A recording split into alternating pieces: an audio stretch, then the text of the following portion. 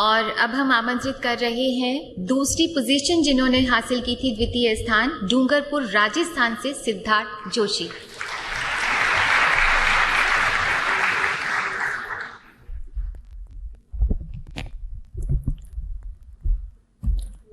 राम के संघर्ष का आधार लिखने जा रहे हैं।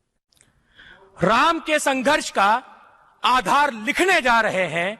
हम समय की मांग पर संसार लिखने जा रहे हैं।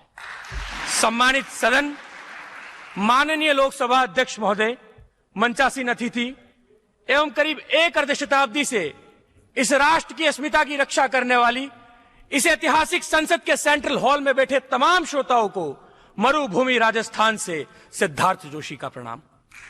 मान्यवर, जैसा कि विदित है, आज की इस प्रतियोगिता और आज के इस कार्यक्रम में मेरा विषय सीधे तौर पर राष्ट्रभक्ति एवं राष्ट्र निर्माण से अपना ताल्लुक रखता है, जिसकी संदर्भ व्याख्या एवं विश्लेषण के लिए मैं आप सभी के समक्ष इस सेंट्रल हॉल में उपस्थित हुआ हूं।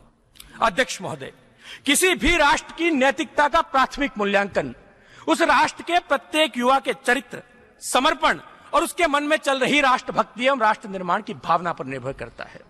यदि कोई राष्ट्र कहता है कि वो समृद्ध है, सशक्त है, तो इसका सीधा सीधा तात्पर्य यही होगा कि उस राष्ट्र का प्रत्येक युवा अपने मन में राष्ट्रभक्ति एवं राष्ट्र निर्माण की भावना को लेकर चलता है। महोदय, एक रूमर अक्सर इस देश में फैलाया जाता है कि सीमा पर सैनिक की भूमिका का निर्वहन करना ही राष्ट्रभक्ति की श्रेणी में आता है। कोई कहता है कि बदन पर खाकी खाल पहनकर शांति और अमन की बात करना ही राष्ट्रभक्ति है।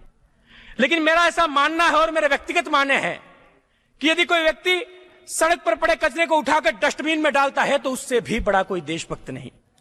मेरा ऐसा मानना है कि पर्यावरण सुरक्षा के दृष्टिकोण से यदि कोई व्यक्ति वृक्ष का रोपण करता है तो उससे भी बड़ा कोई देशभक्त नहीं। और तमाम खींचातानी और सांप्रदायिक मतभेद के बीच में से खड़ा होकर कोई युवा आदि राष्ट्रीय एकता का परिचय दे तो उससे भी बड़ा कोई देशभक्त नहीं।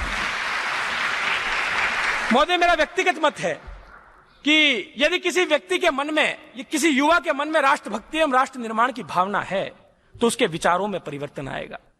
विचारों से उसके शब्द बदलेंगे, शब्द से संकल्प और उसी संकल्प से असल मायने में राष्ट्र का निर्माण होगा। यदि मैं ऐतिहासिक परिप्रेक्ष्य से बात करूं तो यह वही देश है जिसमें कभी कुरुक्षेत्र की रणभूमि में जब एक अदना सा सारथी राष्ट्रभक्ति का उपदेश देता है तो धर्म की विजय होती है।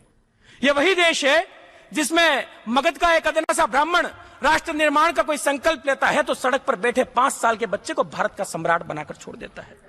यह वही देश है जिसमें हरियाणा का एक युवा यदि राष्ट्रभक्ति के विश्वास के साथ अपने बाजुओं को मजबूत करता है तो ओलंपिक में गोल्ड मेडल लाने वाला नीरज चोपड़ा बनता है। और यह वही देश है दोस्तों, यह वही देश है जिसमें मुंबई की तलोजा जेल में 7 साल तक, तलोजा जेल की सीखचों के पीछे 7 साल तक सजा काटने वाला एक ईमानदार आईपीएस अधिकारी यदि अपनी राष्ट्रभक्ति का परिचय देता है तो राजस्थान में भ्रष्टाचार का प्रबल विरोधी आईपीएस दिनेश एमएन बनता है।